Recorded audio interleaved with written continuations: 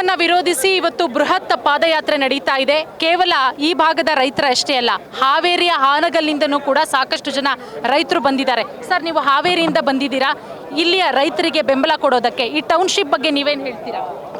Madam, ಇದು ಸನ್ಮಾನ್ಯ ಈ ರಾಜ್ಯದ ಮುಖ್ಯಮಂತ್ರಿಗಳಾಗಿರ್ತಕ್ಕಂಥ ಡಿ.ಕೆ. ಶಿವಕುಮಾರ್ ಅವರು ಕೂಡ ರೈತರ ಮಗ. ಅವರೇನು ದುಡ್ಡು ತಿಂದು ಬಂದು ಭೂಮಿ ಮೇಲೆ ಬಂದು ಹುಟ್ಟಿ ರಾಜಕಾರಣ ಮಾಡ್ಲಿಕ್ಕೆ ಬಂದಿಲ್ಲ. ಕರ್ನಾಟಕ ರಾಜ್ಯದ ಮುಖ್ಯಮಂತ್ರಿ ಆಗಲ್ಲ. ಅವ್ರ ತಂದೆ ತಾಯಿನೂ ಕೂಡ ಅನ್ನನೇ ಉಣಿಸಿರ್ತಕ್ಕಂಥದ್ದು. ರೈತರ ಭೂಮಿಯನ್ನು ಕಸಿದುಕೊಂಡು ರಾಜಕಾರಣ ಮಾಡ್ತಕ್ಕಂಥ ಈ ನಮ್ಮ ರಾಷ್ಟ್ರ ಮಟ್ಟದ ಅಂತಾರಾಷ್ಟ್ರೀಯ ಮಟ್ಟದ ಈ ಒಂದು ಉದ್ದಟತನದ ಮುಖ್ಯಮಂತ್ರಿ ಅಂತ ಹೇಳಿದ್ರೆ ಈ ಡಿ.ಕೆ. ಶಿವಕುಮಾರ್ ಅವರು. ನಮ್ಮ ರೈತರ ಭೂಮಿಯನ್ನು ಕಸಿದುಕೊಂಡು ಒಂದೇನೋ ಉದ್ಯಮವನ್ನು ಮಾಡಲಿಕ್ಕೆ ಹೊರಟಿರ್ತಕ್ಕಂಥ ಈ ಒಂದು ಕರ್ನಾಟಕ ರಾಜ್ಯದ ಮುಖ್ಯಮಂತ್ರಿಗೆ ನಮ್ಮ JDS ಪಕ್ಷದ ವತಿಯಿಂದ, ಹಾನಗಲ್ ತಾಲೂಕಿನ JDS ಪಕ್ಷದ ವತಿಯಿಂದ ಒಂದು ಧಿಕ್ಕಾರವನ್ನು ಹೇಳ್ತೇವೆ ಸರ್. ರೈತರ ಭೂಮಿಯನ್ನು ಕಸಿದುಕೊಂಡು ಇವರೇನಾದರೂ ರಾಜಕಾರಣ ಮಾಡಲಿಕ್ಕೆ ಹೊರಟಿದ್ದಕ್ಕರೆ ಆದರೆ ಇವರ ಒಂದು ಮುಂದಿನ ಸ್ಥಿತಿ ಎಷ್ಟು ಗಂಭೀರವಾಗಿರ್ತದೆ ಅಂತ ಹೇಳಿದರೆ ಇದನ್ನು ಊಹೆ ಕೂಡ ಮಾಡಲಿಕ್ಕೆ ಆಗೋದಿಲ್ಲ. ಹಾಗಾಗಿ ಈ ಸರ್ಕಾರವನ್ನು, ಈ ರಾಜ್ಯದ ಉದ್ದಟತನದ ಮುಖ್ಯಮಂತ್ರಿಯನ್ನು ನಾವು ಕೇಳ್ಕೊಳ್ಳೋದಿಷ್ಟೇ, ಬಿಡದಿ ಟೌನ್ಶಿಪ್ಪನ್ನು ಯಾವುದೇ ಕಾರಣಕ್ಕೂ ಕೈ ಬಿಡಬೇಕು.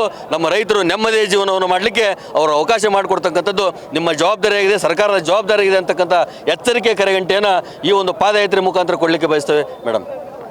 ಈಗ ಸರ್ ಹೆಂಗೆ ಅಂದರೆ ಡಿ.ಕೆ. ಶಿವಕುಮಾರ್ ಅವರು ಟೌನ್ಶಿಪ್ ಅನ್ನ ಮಾಡೇ ತೀರ್ತೀನಿ ನಾನು ಅನ್ನೋ ರೀತಿಯಲ್ಲಿ ಜಿದ್ದಿಗೆ ಬಿದ್ದವರಂತೆ ಅನ್ನಿಸ್ತಾ ಇಲ್ವಾ ನಿಮಗೆ? ಯಾಕಂದರೆ ಒಂದ್ಸಲ ಕೈ ಬಿಡ್ತೀನಿ ಅಂತಾರೆ, ಕೈ ಬಿಟ್ಟು ದಿನನೇ ನೋಟಿಫಿಕೇಶನ್ ಹೊರಡಿಸ್ತಾರೆ ಒಂದಷ್ಟು ಭೂಮಿಗಳನ್ನು ಸ್ವಾಧೀನಕ್ಕೆ. ಅಂದರೆ ಯಾಕೆ ಈ ರೀತಿ ಜಿದ್ದಿಗೆ ಬಿದ್ದಿದ್ದಾರೆ ಡಿ.ಕೆ. ಶಿವಕುಮಾರ್ ಅವರು ಅಂತ? ಅಧಿಕಾರದ ದಾಹ ಮೇಡಮ್. ಅಧಿಕಾರದ ದಾಹದಿಂದ ನಾನೇ ಒಬ್ಬ ದೊಡ್ಡ ಸುಪ್ರೀಂ ರಾಜಕಾರಣದಲ್ಲಿ ಅಂತಕ್ಕಂಥ ಒಂದು ವಿಚಾರಧಾರೆಯನ್ನು ಕರ್ನಾಟಕ ರಾಜ್ಯಕ್ಕೆ ಕೊಡಲಿಕ್ಕೆ ಹೊರಟಿದ್ದಾರೆ. ಆದರೆ ಅವ್ರಿಗೊಂದು ಸಂದೇಶವನ್ನು ಕೊಡ್ತೀವಿ. ಮೊದಲು ಅವರು ಕುರ್ಚಿನ ಗಟ್ಟಿಯಾಗಿ ಇಟ್ಕೊಳಕ್ಕೆ ಹೇಳ್ರಿ. ಕುರ್ಚಿ ಮೊದಲು ಗಟ್ಟಿ ಇಟ್ಕೊಂಡ್ರೆ ಇವನ್ನೆಲ್ಲ ಮಾಡೋಕ್ಕಾಗೈತಿ.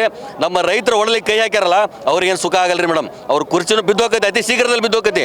ಇದನ್ನು ಈ ಒಂದು ವೇದಿಕೆ ಮುಖಾಂತರ ಕೊಡ್ಲಿಕ್ಕೆ ಬಯಸ್ತೇವೆ. ಅವ್ರಿಗೆ ಕೊಟ್ಟು ಬಿಡ್ರಿ ಅವ್ರಿಗೆ. ಖಂಡಿತ ಸರ್, ಈ ಟೌನ್ಶಿಪ್ ಬಗ್ಗೆ ನೀವೇ ಗೌಡ್ರು ಮಾತಾಡ್ಯಾರ. ಇವತ್ತಿನ ಏನು ನಡೀತಾ ಇದೆ ಈ ಬಿಡದಿ ಟೌನ್ಶಿಪ್ ಬಗ್ಗೆ ವಿರೋಧವಾಗಿ ನಾವೇನಿವತ್ತು ಪ್ರತಿಭಟನೆ ಮತ್ತು ಪಾದಯಾತ್ರೆ ಮಾಡ್ತಾ ಇದ್ದೀವಿ. ಈ ಸರ್ಕಾರ ರೈತನ ರೈತನ ಒಂದು ಅವರ ಒಂದು ಆವಿಷ್ಕಾರ ಏನಿದೆ, ರೈತನ ಆವಿಷ್ಕಾರದ ವಿರುದ್ಧವಾಗಿ ಮಾಡ್ತಾ ಇರ್ತಕ್ಕಂಥ ಕೆಲಸ ತಪ್ಪಿದು.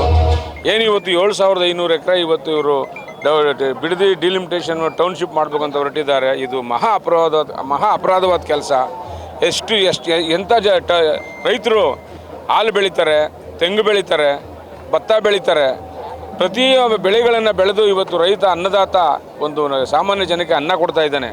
ಅಂಥ ಇವತ್ತಿನ ಪರಿಸ್ಥಿತಿಯಲ್ಲಿ ಈ ಸರ್ಕಾರದವರು ಮತ್ತು ಮಾನ್ಯ ಮುಖ್ಯಮಂತ್ರಿಗಳು ಏನು ಮಾಡಿದ್ದಾರೆ, ಈ ಬಿಡದಿ ಟೌನ್ಶಿಪ್ನ ನಾವು ಮಾಡಲೇ ತೀರ್ಬೇಕಂತೇಳಿ ಮಾಡ್ತಾರೋ ಇದು ಮಹಾ ಅಪರಾಧ ಆಗಿದೆ.